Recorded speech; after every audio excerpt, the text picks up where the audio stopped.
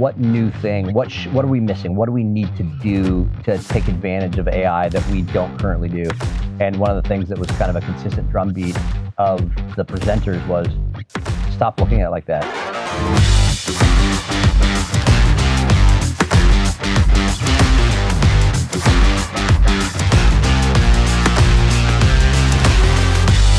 Guys, we're here again for another Red Banner Team podcast. I'm here with my CFO and one of my best friends in the world, Brandon Fonts. And we just finished, what was it, Tuesday of last week? Tuesday of last week. Went to an AI event put on by Pam and Dennis Ranch. Phenomenal, incredibly well done event. And highly impactful. Yeah, I'm super proud of them for everything about that. And it just has us talking substantially and implementing at a fairly high level AI into what we do. And something that I walked into that one-day conference kind of like with my fist braced, ready to defend, is to hell with replacing human interaction with automated robocalls, all kind, like, if the next wave of real estate or any other professional service is, hey, AI will do it better, I so deeply believe that God created us in his image and that there's nothing ever under any circumstance that will replace fellowship and true self-sacrificial service, which is kind of the cornerstone of what we do professionally. Ever. Yeah. But I was blown away and super grateful. Every single one of the presenters at this event kind of reiterated the craving of the human soul for more relationship, even as social media has made, the advent of social media has made a culture that's more lonely than we've ever been before. And I think AI will only exacerbate that. But I had my mind humbled and open to how much we as hardworking professionals, as Christians, as men, as leaders, at every level could be benefited by a tool that could help us think faster, recall better, process like busy work faster. And just the responsibility of, if the tool is there, not to have a Luddite mentality of just like, hey, it's new technology, we don't understand it, therefore we're just going to put our heads in the ground and become obsolete. But you said something really brilliant earlier when we were talking about the gap. Can you run me through that again? Yeah, elaboration on the gap, or at least the potential gap. I don't know if it, I mean, you know it when it actually starts to manifest, you know it when it plays itself out, is a response to new technology. And we just began implementing artificial intelligence in our industry. Like, obviously it's been applied in various different other fields, but in the real estate industry, this is a fairly new concept. Agreed? Yeah. Yeah. So as we begun to implement it, you and I are both highly ambitious people, right? And so when we began to implement it, we noticed that you were going through tasks more efficiently, quickly, and with greater accuracy.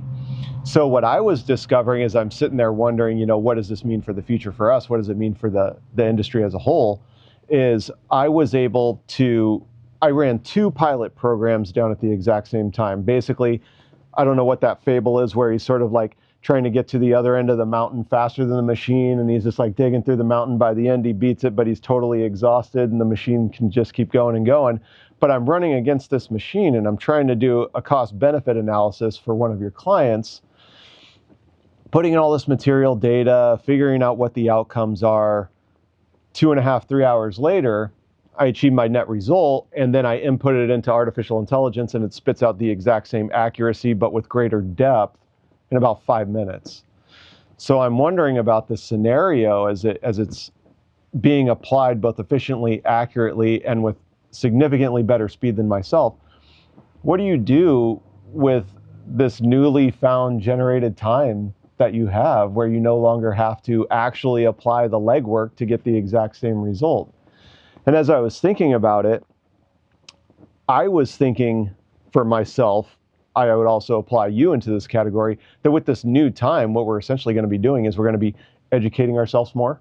we're going to have new discoveries, we're going to have new insights, and we're going to constantly gravitate towards now we have more time to apply ourselves in all those other ambitions.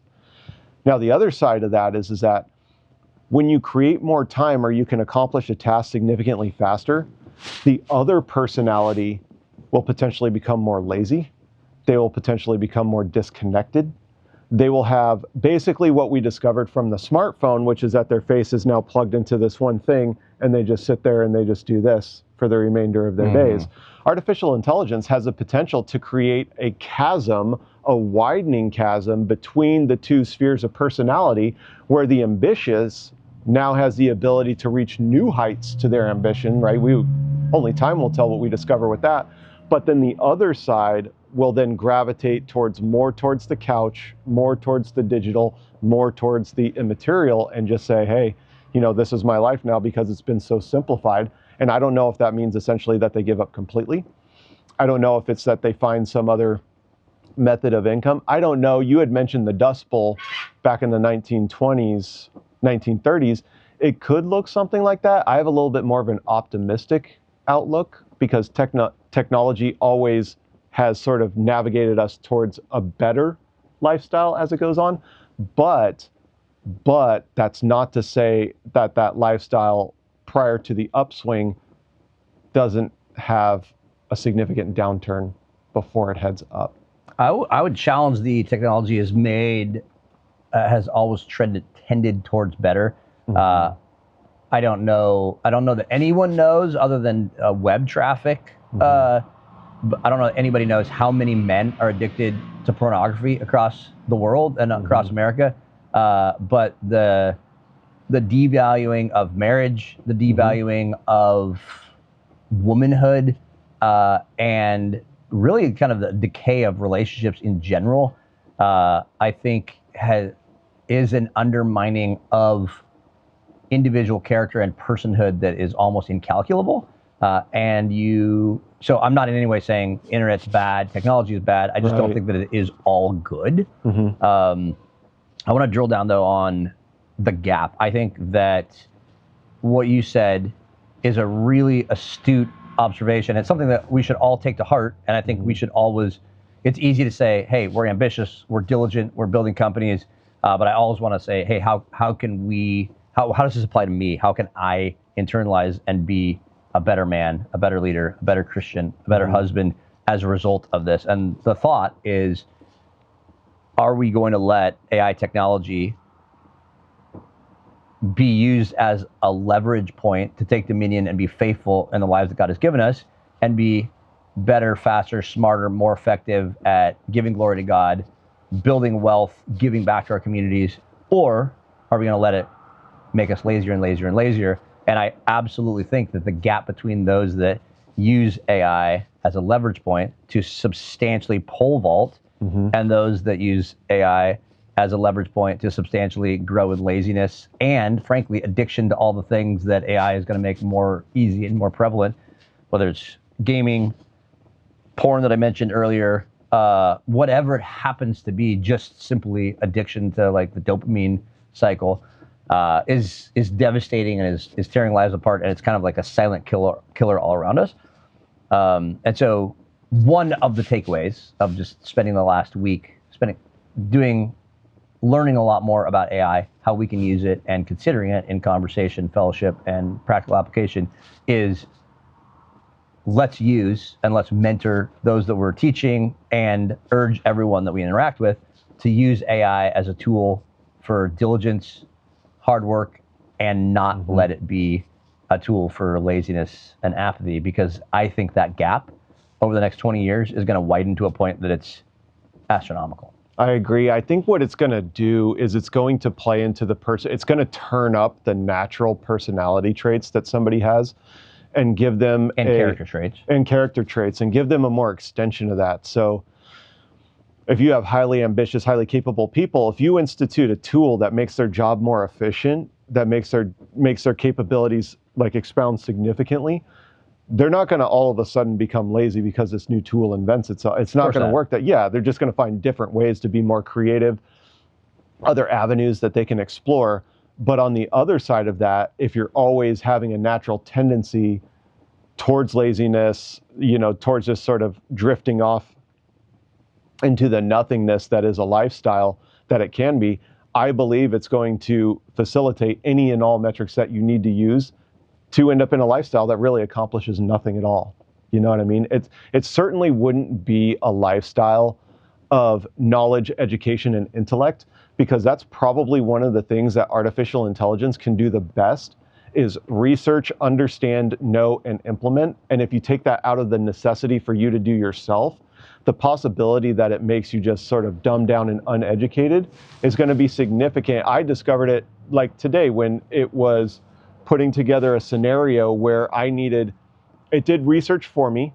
And then not only did it do research, it was able to summarize the findings of those research. And then I could simply just regurgitate those findings without having any understanding up to what it was. Yeah. I mean, I understood it, but I understood it because I had a foundation. But now it eliminates the necessity of that foundation, and you can still achieve the exact same goal. So that's where I really think that disconnect is going to start to grab. I mean, it's almost going to be like you're interacting with two different humans. If we fast forward 15, 20 years, we have to cycle through a generation, right? Because our generation knew how to dial a phone, right? Because that's what we did. And then we could talk on the phone for 30 to 45 minutes with our friend. And we knew phone numbers. Yeah, exactly. And you memorized phone numbers. Everybody knew their best friend's phone number by heart. So we have those traits. We're going to have to cycle through a generation, but the communication disconnect, the education disconnect, the capability disconnect between generations 2 jumps apart is going to be, it's going to be insane. It's going to be astronomical. I don't even know what it looks like, to be totally honest with you. Nobody does. Yeah. Nobody does. And no one, anybody that says they do, doesn't know what they're talking about. Mm-hmm. One of the presenters at this AI summit, I thought it was super helpful. They laid a timeline across the growth and absorption in the culture of the internet, mm-hmm. across the development and absorption basically of AI in our culture, and said that basically we're in 1995 of the development of the use of AI compared to the internet. So we're at the very beginning stage, which I think was a really helpful corollary. I want to look at that and encourage our friends and community to look at that in even a broader context. And what we were talking about earlier, the Industrial Revolution I was mentioning to my nephew earlier, every blacksmith in America that specialized in whatever they specialized in. Mm-hmm. Use the example of horseshoes. Horseshoes were a staple, completely irregardless of the fact that the automobile was taking over. If you're a blacksmith that's making horseshoes, you have multiple generations of blacksmiths in your family that have been making horseshoes on an anvil at home in a cottage industry in a local community, and all of a sudden a factory in Des Moines can stamp out millions of horseshoes mm-hmm. with a machine. It completely changed the entire cottage industry of blacksmithing and countless others overnight. And I believe that's exactly the same thing that's going to happen with AI. I mean, we have an entire generation. Just 5 years ago, everybody was saying, hey, get into coding. It's what is the most profitable, easiest way to become a millionaire. And that might overnight be deleted. I'm not a coder. I can't speak intelligently about that. What I do know is that just the simple things that we're using AI for and the amount of time and money paying people that it's deleting, we're going to have an entire culture at some point that is in some level of upheaval over machines replacing humans. And I think it's absolutely key, vital to remember God created us in his image. There will always be a blessing for the diligent. There will always be a blessing for the innovative, for the wise. And I think that's why I was so struck by the wisdom of what you mentioned about this gap between if we use AI as a tool to be more diligent, more industrious, more wise, versus more lazy, more distracted, the gap between those that use it wisely and those that become a slave to it, if you will, is going to really be a heartbreaking gap. And it's something that both of us are passionate about. Like, be wise with the time that God has given you. Wake up early, work hard, and there will always be a blessing associated with that. Some of that blessing will come from our industry, might look completely different in 5 years. Might not. I have a lot of thoughts about that, but my thoughts are irrelevant. What the reality is if we stay light on our feet, if we are diligent, if we try to use the tools that God is that are happening here for God's glory, I believe there will always be a blessing associated with that. And I want to encourage everyone around us to use these as quickly as possible to the greatest leverage for your home, for your family, for your business, and fight with everything in you to not let it facilitate laziness. Yeah, don't ever let a new technology substitute your ethics. Like always. Or your relationships. Or your relationships. Yeah, for sure. I think one of the things that people should really have, don't ever discount the acceleration capabilities of technology. And you have to, yes, we are at the beginning, and it's not too late to get involved. It's not too late to get educated. But if we recall, like taking into aviation technology, in Kitty Hawk, North Carolina, we pushed a paper plane off of a hill and went 100 yards in gliding aviation, and 50 years later, we landed on the moon. So the acceleration... Allegedly, for sure. Well, we at least launched a rocket before we couldn't see it anymore. The acceleration capabilities of technology is very, very massive. We went from microprocessor to Facebook in about 25 years. So getting involved now and utilizing the tool the way it's designed to benefit your life, not to supplement your life. And that's really where I think the biggest dissection is going to come between the two and people's lifestyles and how they choose to use it. And the gap is going to be significant. I don't know how significant, and I don't know what it means, but I know it will be visible. One of the biggest takeaways that I walked away from that summit with kind of an aha moment around is I've been banging my head against the wall. What new thing, what are we missing? What do we need to do to take advantage of AI that we don't currently do? And one of the things that was kind of a consistent drumbeat of the presenters was stop looking at it like that. Let AI help you with what you're already doing, do it better, not some new thing. And that brought so much clarity and just focus back on what we're supposed to be doing and kind of the theme of our conversation. Yeah, I love it.